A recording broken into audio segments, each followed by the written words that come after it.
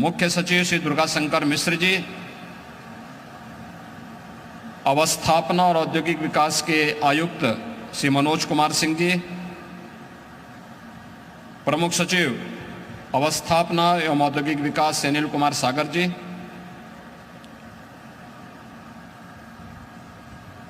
याई फील्ड से जुड़े हुए हमारे सभी विशेषज्ञगण और प्रदेश के हमारे सभी युवा साथियों, कल आपने इसी सभागार में नए भारत के नए उत्तर प्रदेश की एक तस्वीर को देखा है कि जब भारत प्रत्येक क्षेत्र में बुलंदियों की एक नई ऊंचाई को छू रहा है, उन स्थितियों में देश की आबादी का सबसे बड़ा राज्य अपने आप को पीछे नहीं रख सकता। देश की आबादी का हर छठा सातवां व्यक्ति उत्तर प्रदेश के अंदर निवास करता है।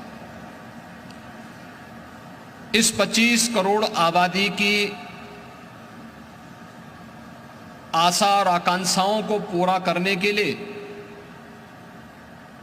हमें भी सर्वांगीण विकास की इस दौड़ में आगे बढ़ना पड़ेगा और उस दिशा से उस हर एक फील्ड को पिछले 7 वर्ष के अंदर डबल इंजन की सरकार ने छूने का प्रयास किया है, जो उत्तर प्रदेश को देश के अंदर सबसे अग्रणी राज्य के रूप में स्थापित कर सके। चाहे वह सुरक्षा और कानून व्यवस्था का एक बेहतरीन राज्य के रूप में स्थापित करना हो, कृषि विकास के क्षेत्र में समयबद्ध तरीके से कार्यक्रमों को आगे बढ़ाने का हो, प्रदेश के अंदर महिला सुरक्षा के क्षेत्र में समयबद्ध तरीके से कदम उठाने के कार्यक्रम रहे हों, या फिर अधिक से अधिक नौकरी और रोजगार के लिए शासकीय क्षेत्र के साथ साथ निजी क्षेत्र में भी इन संभावनाओं को हम आगे बढ़ा सकें। इसके लिए प्रदेश को चतुर्थ औद्योगिक क्रांति की ओर हम समय से पूर्व ले जाने के लिए तैयार कर सकें। इसके लिए इंफ्रास्ट्रक्चर के अलावा उन सभी सेक्टर से संबंधित पॉलिसीज को समयबद्ध तरीके से आगे बढ़ा करके हम भारत के विकास की ग्रोथ इंजन की अपनी भूमिका का निर्वहन कर सकें। इसकी एक लघु झलक कल आपको यहां पर चतुर्थ ग्राउंड ब्रेकिंग सेरेमनी के आयोजन में देखने को मिली होगी।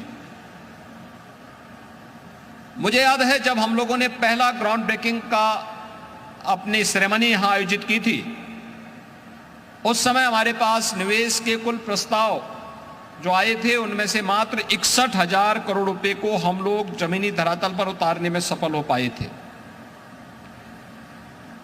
और जब चतुर्थ ग्राउंड ब्रेकिंग सेरेमनी का आयोजन कल संपन्न हुआ है, तो इस अवसर पर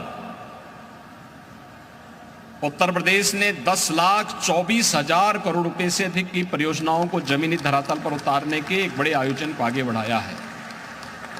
ये 10,24,000 करोड़ 35 लाख युवाओं को सीधे सीधे नौकरी के साथ जोड़ने का एक अभियान है।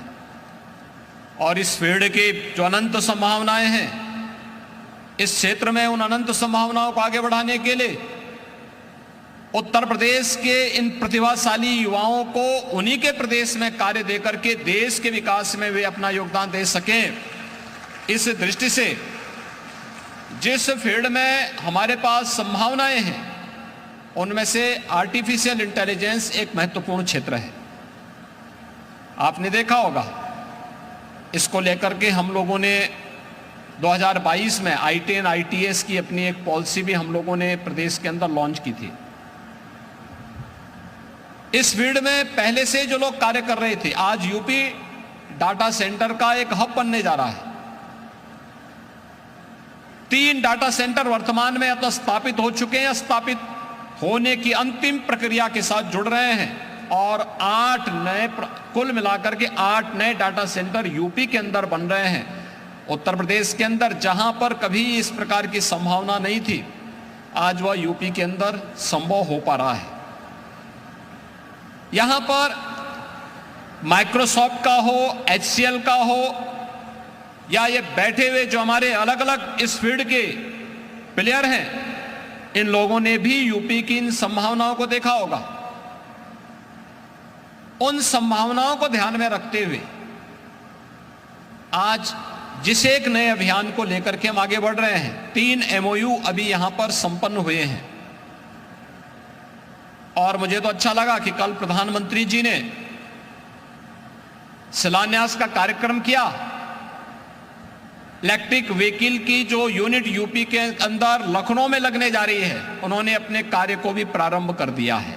आज से ही हम लोग, इससे पहले मैं लखनऊ में उसी सेंटर में उस कार्यक्रम में गया था जहां पर उन लोगों ने, उनकी पूरी टीम आकर के वहां काम करना प्रारंभ कर दी है। यानी हमें आज के दिन पर केवल स्केल को ही नहीं देखना है कि हम दुनिया के अंदर, भारत के अंदर सबसे बड़े राज्य हैं, यानी आबादी के अनुसार सबसे बड़े राज्य हैं। हमारे पास स्केल था, उस स्केल को आदरणीय प्रधानमंत्री जी के मार्गदर्शन में स्किल में बदलने के लिए हमारे इंस्टीट्यूशन ने एक अच्छा रोल अदा किया।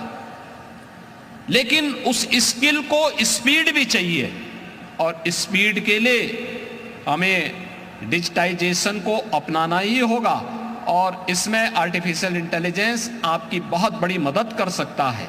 ये केवल एक फील्ड में नहीं, जैसे यहां पर अभी इमानी जी ने अपने प्रेजेंटेशन में भी कहा, यहां पर उन्होंने कहा अलग अलग फील्ड है, एग्रीकल्चर में, मेडिकल में, एजुकेशन में, जीवन के उस अलग अलग फील्ड में आप इसका उपयोग कर सकते हैं।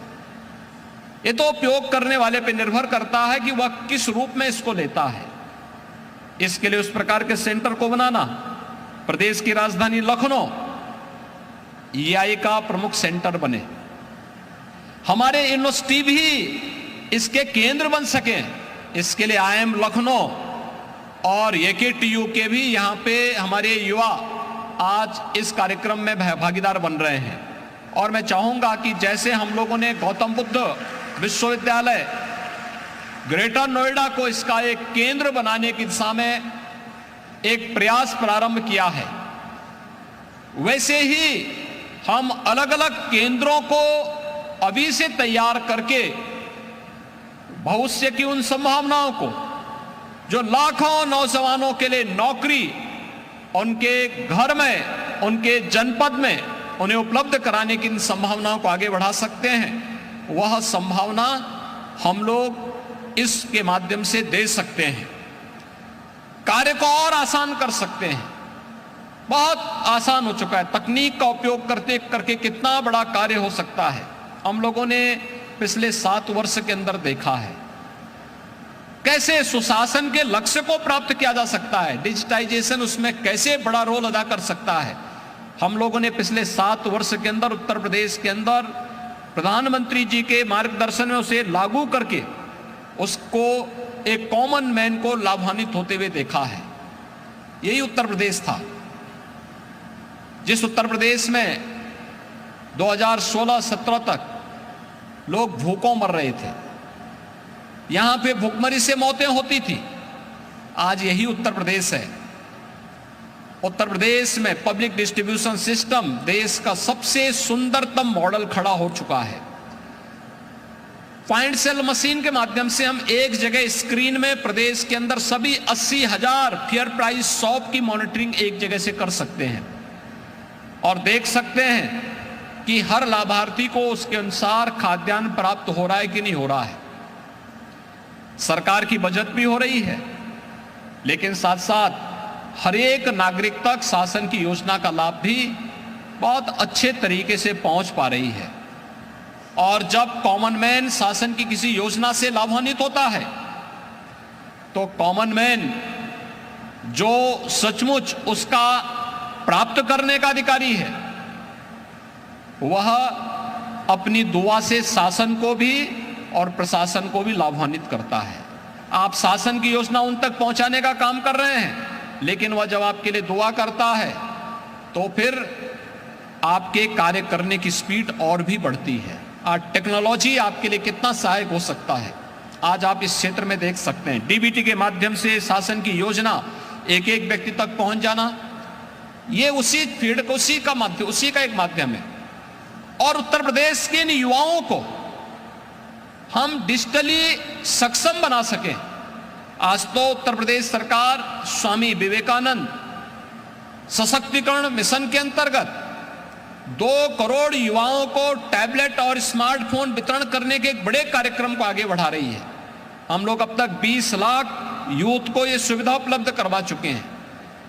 शासन की योजनाओं के साथ जोड़ने का कार्यक्रम हमारा चल रहा है।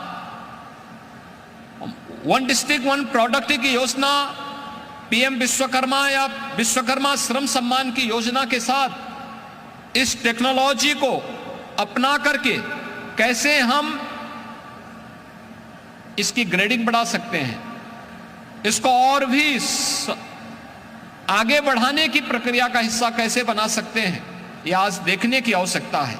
और मुझे प्रसन्नता है कि उत्तर प्रदेश की इन संभावनाओं को आगे बढ़ाने के लिए जो कार्य यहां पर प्रारंभ हुआ है वह एक नए स्तर पर है, लेकिन उत्तर प्रदेश उसका एक प्रमुख हब के रूप में स्थापित होगा। आपने देखा होगा पिछले 7 वर्ष के अंदर उत्तर प्रदेश के अंदर, जिस उत्तर प्रदेश में पहले निवेश कोई नहीं करता था, आज मोबाइल मैन्युफैक्चरिंग का एक सबसे बड़े देश के केंद्र के रूप में उत्तर प्रदेश उभरा है। आज यहां पर इस फील्ड में उसके कंपोनेंट बनाने के कार्य तेजी के साथ यूपी के अंदर इस प्रकार का निवेश आया है। हर एक फील्ड में उत्तर प्रदेश ने जो नए लक्ष्य तय किए हैं, इन लक्ष्यों को प्राप्त करने की दिशा में हम आगे बढ़ेंगे। इस फील्ड में जो आज हमारे साथ 3 MOU यहां पे संपन्न हुए हैं, इनके अलावा और भी जो हमारे पास इस फील्ड के प्लेयर बैठे हुए हैं, मैं उन सब से आग्रह करूंगा वह उत्तर प्रदेश के इस पोटेंशियल को समझे। उत्तर प्रदेश में आज इस बात को कहता हूं, जो उत्तर प्रदेश में आज निवेश नहीं कराएगा करेगा, कल वो पछताएगा कि देखिए साहब हमने नहीं किया, हम पीछे रह गए। जैसे समय के अनुरूप अगर हम नहीं चल पाएंगे तो हम पछताते हैं कि हमने समय पे निर्णय लिया होता तो हमारा राज्य भी वहां होता। और मुझे लगता है कि निवेशकों के लिए भी यह एक सही बैठता है कि वे भी अगर समय से ये निर्णय नहीं लेंगे कि जो पॉलिसीज आई हैं, इन पॉलिसीज का लाभ समयबद्ध तरीके से लेकर के अगर आप निवेश नहीं कर पाएंगे तो जो निवेशक होगा वह लाभान्वित होगा, प्रदेश की जनता भी लाभान्वित होगी, लेकिन जो छूट जाएगा उसके सामने पश्चाताप की सिवाय और कुछ नहीं होगा। क्योंकि उस समय वह कहेगा कि साहब हम भी उस समय अगर निर्णय लिए होते तो हम भी आगे बढ़ चुके होते। और मैं इस अवसर पर उत्तर प्रदेश सरकार की ओर से आपको इस बात के लिए आश्वस्त कर सकता हूं कि उत्तर प्रदेश में होने वाला एक एक निवेश पूरी तरह सुरक्षित भी होगा और सरकार के द्वारा पूरी तरीके से हर प्रकार की अपनी प्रतिबद्धताओं को समयबद्ध तरीके से आगे बढ़ाने के लिए भी मैं आपको आश्वस्त कर सकता हूं। मुझे प्रसन्नता है कि आज यहां पर 3 MOU यहां पे सरकार के साथ हुए हैं। सरकार का जो विजन है कि लखनऊ में एयरपोर्ट के पास एक AI का महत्वपूर्ण सेंटर स्थापित कर सके, इसका एक हब बन सके प्रदेश की राजधानी लखनऊ, और साथ साथ गौतम बुद्ध विश्वविद्यालय ग्रेटर नोएडा भी, गौतम बुद्ध नगर जनपद में भी हम इस प्रकार के एक नए सेंटर की स्थापना कर सकें। इस दिशा में आप सबके सहयोग की अपेक्षा हम करते हैं और मैं विश्वास के साथ आपको आश्वस्त करता हूं कि उत्तर प्रदेश में रुचि दिखाने के लिए मैं आप सबका हृदय से अभिनंदन करता हूं। उत्तर प्रदेश की इन संभावनाओं को आगे बढ़ाने के लिए आपकी उपयोगी सुझाव जो आ रहे हैं इनका भी मैं स्वागत करता हूं। और उत्तर प्रदेश में जो लोग निवेश कर रहे हैं उन्हें एक सुरक्षित माहौल में निवेश करने और उस सुरक्षित माहौल के साथ साथ उन्हें शासन की हर एक प्रकार की सुविधा से आच्छादित करने के लिए भी मैं अपने हर निवेशक को यहां पे आश्वस्त करते हुए अपनी वाणी को विराम देता हूं। धन्यवाद। जय हिंद। बहुत बहुत धन्यवाद माननीय मुख्यमंत्री महोदय। और इस वक्त की बड़ी खबर आप बता रहे, यूपी में एआई को लेकर के भी मुख्यमंत्री योगी आदित्यनाथ ने बयान दिया है। निवेशक यूपी की क्षमता को समझें, जो यूपी में निवेश नहीं करेगा पछताएगा, ये उन्होंने कहा है। सही समय पर फैसला लेना जरूरी होता है।